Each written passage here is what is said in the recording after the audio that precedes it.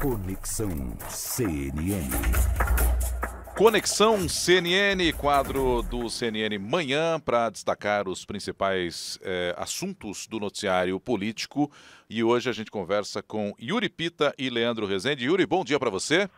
Bom dia, Nonato, Leandro, bom dia aos ouvintes. Bom dia, Leandro, tudo bem? Bom dia, Nonato, tudo bem? Bom dia para o Yuri, bom dia para todos os ouvintes com a gente aqui. O plenário do Supremo formou mesmo maioria na quarta-feira para a manutenção da decisão do ministro Luiz Fux, que determina a prisão do traficante André Oliveira, o André do Rap. E para que ele seja novamente preso, são 6 votos pela prisão até agora e o julgamento será retomado nesta quinta-feira. Há pouco a gente conversava com o Theo Cury, repórter da CNN em Brasília, e ele falava que essa retomada deve ocorrer às 14 horas. Chegou a surpreender algum de vocês esse placar por enquanto de 6-0? Quer começar, Yuri? Vamos lá, Nonato. Surpresa não foi, era esperado que os ministros começassem a votar e acompanhassem a decisão do presidente Luiz Fux no sentido de manter a ordem de prisão do André do Rap e ir contra o mérito em si do que foi decidido no habeas corpus dado pelo ministro Marco Aurélio Mello. Agora, não sei se a gente pode falar de uma surpresa, porque também a gente, ao longo da apuração da semana, sabia que isso aconteceria, mas a gente viu alguns aspectos importantes de uma outra discussão, que é quando um presidente do Supremo pode reformar, pode mudar a decisão tomada por um outro ministro relator de algum caso, que foi o que aconteceu. O ministro Marco Aurélio, relator desse caso ali, foi o relator que concedeu o habeas corpus e o ministro Luiz Fux mudou a decisão dele. E os ministros fizeram questão de fazer essa discussão, de dar limites a essa possibilidade e tentar traçar uma diretriz para isso. O ministro Luiz Roberto Barroso, inclusive, chegou a sugerir que, quando isso aconteça, o presidente mude a decisão tomada por um colega de corte, ele coloque em pauta na primeira sessão subsequente a essa decisão. Então, o Supremo tentando construir um modus operandi, uma forma de atuar para esses casos em que o presidente revise a decisão de um ministro quando ela for contrária a um entendimento já prévio do colegiado em outras decisões semelhantes. É isso. Ô, Leandro Rezende, queria te ouvir nesse tema também, porque vai muito ao encontro daquilo que a gente comentava ontem, da dificuldade que é para a sociedade entender esse tipo de relação, né, o Leandro? Ou seja, um ministro que tem o mesmo peso toma uma decisão e aí o outro que está na presidência vem lá e reforma essa decisão. Então, quando o Yuri Pita chama atenção para isso, acho que são os limites que devem ficar muito claros, né, o Leandro? Não sei se isso será obtido, né? Porque essa foi o grande pano de fundo, né, dessa votação de ontem. É óbvio que no voto dos ministros, né, dos 6 ministros que falaram ontem, é um traficante internacional, um grande exportador de cocaína, isso tudo que a gente mais ou menos já sabia, mas que também os ministros ali com todo aquele poder, aquele repertório, né, vocabulário, eles colocam ali para a gente saber que realmente foi uma decisão muito problemática para o Brasil em termos até internacionais. Mas para além disso, o que está ali no subtexto dos votos dos ministros, pelo menos foi essa a minha percepção, e eu concordo com o Yuri, é essa tentativa dos ministros de encontrar uma forma de resolver esse grande problema que nós mencionávamos ontem aqui, Nonato, que é a dificuldade das pessoas de entenderem qual é a caneta ali dos ministros, né, que vale mais.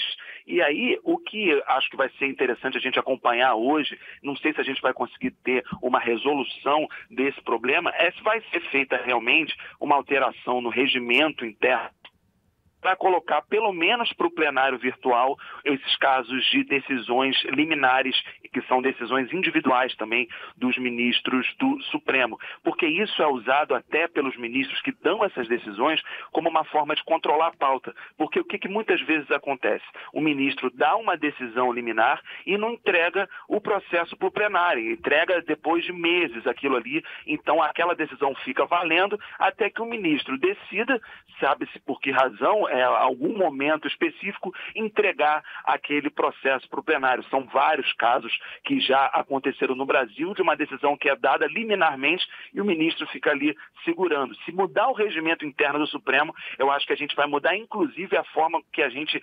compreende e cobre e explica para as pessoas como funciona o Supremo Tribunal Federal. Aliás, Yuri, explicar para as pessoas é algo muito difícil nesse caso também, né? Porque quando a gente diz aqui, o plenário do STF formou maioria para manter a decisão do ministro Fux, que determina que o traficante André Oliveira Macedo seja novamente preso. Certamente, quem está indo para o trabalho agora, dirigindo o seu carro, vai dizer, mas agora que o cidadão já fugiu, isso é muito complexo da gente explicar, não, Yuri? Exato. Agora, se serve de consolo para nós, jornalistas, Nonato, estava lendo hoje um texto escrito pelo professor Joaquim Falcão, que foi diretor da Faculdade de Direito da FGV no Rio, aí onde o Leandro Rezende está, é imortal da Academia Brasileira de Letras, enfim, grande jurista brasileiro, e ele escreve, fazendo uma análise da discussão de ontem, justamente isso, que até para os entendidos é complicado esses ritos processuais que o Supremo começou a adotar a partir dessas decisões monocráticas, desses habeas corpus, dessas liminares. E ele apontou um aspecto importante, citando pesquisa de um outro acadêmico lá da FGV Direito Rio, que é o Ivar Hartmann, que é o seguinte, ele fez uma pesquisa mostrando qual é o comportamento que os advogados de réus presos têm adotado diante dessa situação do Supremo de cada ministro tomar sua decisão. Ele vai lá e entra com habeas corpus.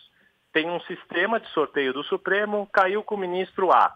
Esse ministro eu vi aqui pelo banco de dados, pelas probabilidades, ele é muito rigoroso, muito punitivista, não vai liberar o meu cliente. O que ele faz? Ele desiste do habeas corpus, apresenta um novo pedido e espera um novo sorteio. Aí se cair com o ministro B, esse é mais liberal nesse sentido, ele concede mais habeas corpus, deixa ocorrer que a minha probabilidade de conseguir o habeas corpus aumenta. Isso é que é ruim para o Supremo, ficar o jogo da justiça virar um jogo de loteria, de jogar a moeda para o alto, se der sorte é liberado, se der azar fica preso, e não um regramento que valha para todos os casos e que tenha sentido não só para garantir os direitos individuais de todo mundo, e isso é um direito constitucional, mas principalmente para proteger a sociedade e ser um sistema eficiente para tentar dar um pouco mais de segurança pública para uma sociedade que já é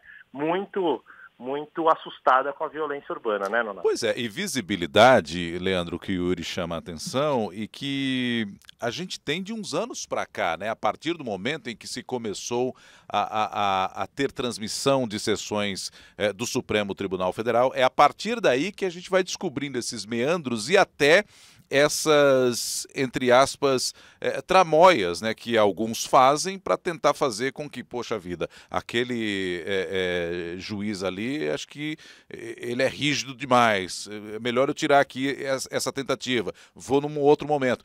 Isso teve muita visibilidade de alguns anos para cá, né, Leandro? Porque anteriormente a sociedade nem ficava sabendo, porque essa visibilidade não estava tão exposta, né? Não era tema da vida nacional, Isso. né? Existe até, enfim, estudos aí de comunicação que mostram como que os principais jornais do Brasil passaram a dar cada vez mais espaço para a cobertura do dia a dia.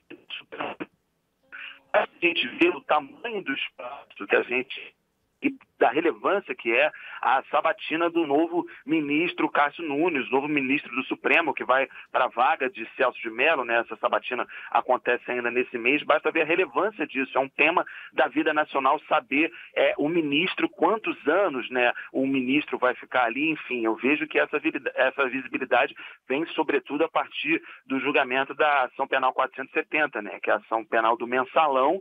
A partir dali, o Brasil começou a discutir, saber de cabeça o nome dos ministros, né? Alguma coisa aconteceu nesse país quando a gente passou a saber mais os nomes dos ministros do que os nomes dos jogadores que fazem parte da nossa seleção brasileira, né? Então, isso foi um processo que a gente vem acompanhando, sobretudo ali no começo dessa década, né, de 2010, e que agora a gente chega nesse ponto. Agora, eu queria só destacar um ponto, Nonato e Yuri, que é a respeito dessa profusão de decisões monocráticas. monocráticas. Eu queria fazer uma lembrança aqui, porque em julho desse ano, uma sessão administrativa do Supremo, que é aquela que não é exibida, né, para a imprensa, não passa na TV Justiça, houve uma sessão administrativa ali no mês de julho, em que o ministro Marco Aurélio Mello defendia uma proposta de que fosse possível dar decisões monocráticas, ou seja, individuais, para barrar atos de outros poderes, notadamente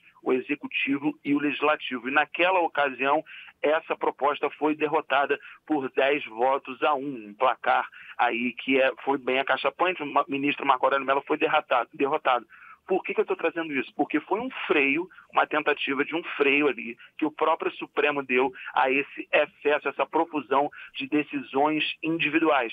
Que eu acho importante a gente acompanhar hoje nesse julgamento. Eu e o Yuri vamos estar lá acompanhando isso, né, Yuri, de tarde, mas é para saber se a gente vai ter algum outro tipo de mudança ou um indicativo de que o Supremo vai discutir esse excesso de decisões individuais que trazem tanta confusão ao ordenamento jurídico do Brasil. A gente vai acompanhando. Leandro, obrigado. Bom dia para você, hein? Bom dia, Nonato. Bom dia para todos os ouvintes. Obrigado, Yuri. Até amanhã. Obrigado, Nonato. Um bom dia para você, para o Leandro, para todos que nos ouvem. Até amanhã. Conexão CNN, hoje destacando esse julgamento no Supremo Tribunal Federal com Yuri Pita e também o Leandro Rezende, sempre para você aqui no CNN Manhã.